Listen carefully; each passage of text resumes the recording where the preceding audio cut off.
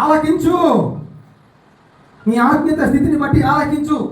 శారీరకంగా నువ్వు ఉంటే నువ్వు దేవుని మాటలు ఆలకించవు, నీకు వినబడదు.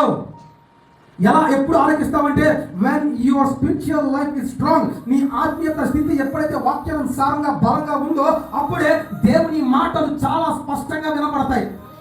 గట్టిగా గట్టిగా గట్టిగా దేవుని మాటలు నాకు వినబడట్లేదు, దేవుడు నాతో మాట్లాడట్లేదు, నేను ఎంత ప్రార్థన చేసినా దేవుడు ఆయన మాటల్లో చౌకి వెళ్ళట్లేదు అంటే కారణం ఏంటో తెలుసా? Your spiritual life is dead. ఆత్మీయ జీవితం లేకపోతే నువ్వు పోరాడే ప్రతిదీ నువ్వు చేసే ప్రార్థన నీకు అర్థమైనది. First save your spirituality. ముందు నీ ఆత్మీయ స్థితిని ఎల్లప్పుడూ కాపాడుకోవాలని. ఎవరు దొంగలించకూడదు.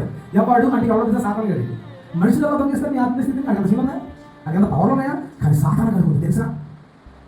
సాతాను గడికి మాత్రమే ఉంది నీ ఆత్మీయ స్థితిని దొంగిలించడానికి. మనం ఎల్లప్పుడూ కనిపెట్టుకుంటూ ఉండాలి. అందుకే చాలాసార్లు ప్రభు అన్నాడు, నువ్వు ఎల్లప్పుడూ ప్రార్థన చేయాలి, ఎల్లప్పుడూ ప్రార్థన చేయాలి. నువ్వు ఎప్పుడైతే ప్రార్థన చేస్తున్నావు సాతాను గడి నీ దగ్గరికి రావడం కూడా